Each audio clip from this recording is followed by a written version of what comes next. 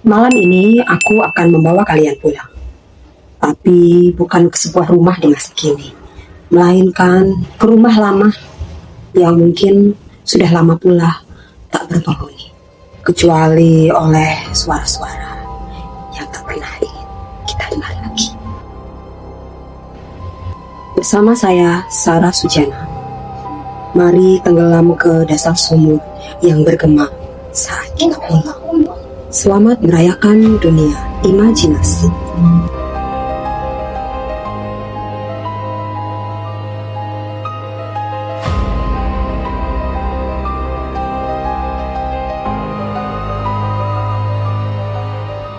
Rumah itu berdiri di ujung kampung, di bawah pohon sawo besar yang masih berdiri kokoh, meskipun batangnya sudah reot karena menua. Itulah rumah masa kecilku, tempat terakhir aku melihat kembaranku sebelum dia hilang, 20 tahun silam.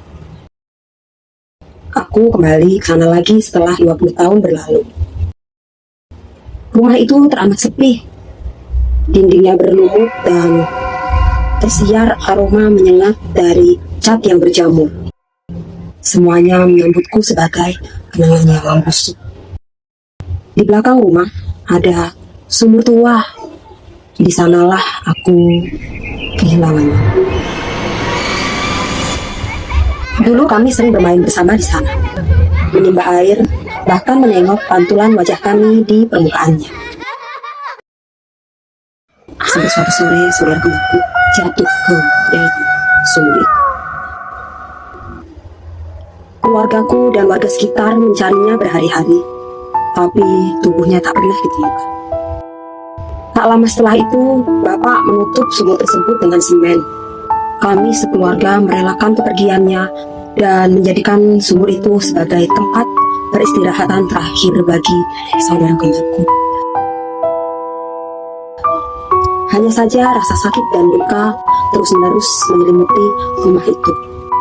Sampai akhirnya Bapak dan Ibu meninggal 3 tahun setelahnya karena sakit keras.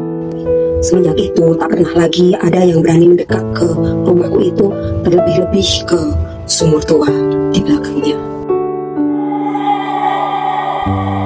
Malam pertama aku menginap, suasananya terasa aneh.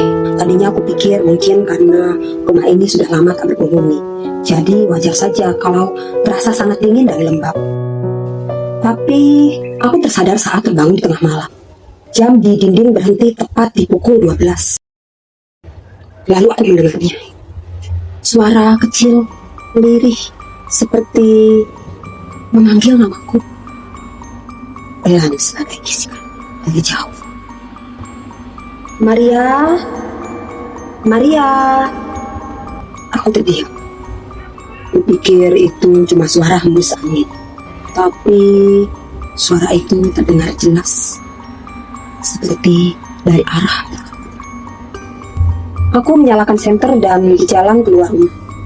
Tanah di belakang rumah terlihat sangat basah, seperti habis diguyur derasnya hujan.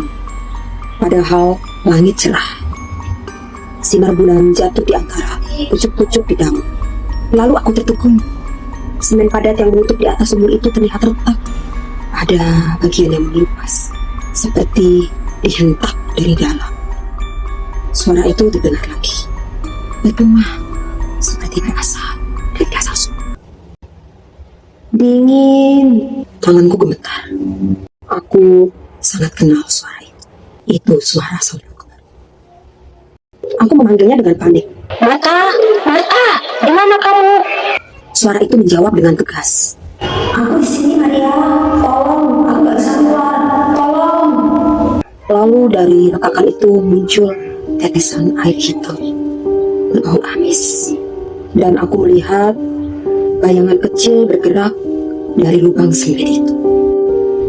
Tapi semakin aku menunduk, bayangan itu semakin terlihat nyata dan besar. Makin besar dan membesar. Dan tangannya keluar seperti meminta pertolongan atau seperti berusaha menarikku. Tangan itu kecil, pucat, dan menggenggamku dengan erat. Terdengar lagi suara, Maria, kenapa waktu itu kamu ninggalin aku sendirian di sini? Aku berusaha menarik tanganku, tapi cengkramannya justru terasa semakin kuat dan dingin. Dan aku sadar, itu bukan sebaliknya, melainkan itu aku, wajahku sendiri, lebih muda, lebih pucat, dengan mata kosong yang penuh air cinta. Aku menjerit, dan semuanya menjadi gelap. Ketika aku sadar, aku sudah terduduk di ruang tamu. Banyak orang kampung yang berdiri di sekelilingku. Kata mereka, aku ditemukan pingsan di dekat sumur. Tanahnya tergali lebar. Aku menatap ke arah mereka, berusaha bicara. Tapi mereka semua mulai mundur ketakutan ketika salah satu dari mereka menyibak rambut yang jatuh di keningku. Salah satu ibu terdengar berbisik kepada yang lainnya. Lihat tahi lalat di atas keningnya. Dia ini bukan Maria. Wanita ini dia kembarannya yang meninggal 20 tahun lalu tenggelam di sumur itu. Suara yang bergema dari dalam sumur itu mungkin bukanlah panggilan arwah. Mungkin itu memanglah sederet kenangan yang menolak untuk dikubur.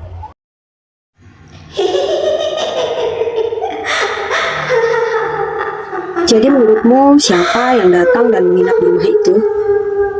Apakah dia Marta atau Maria?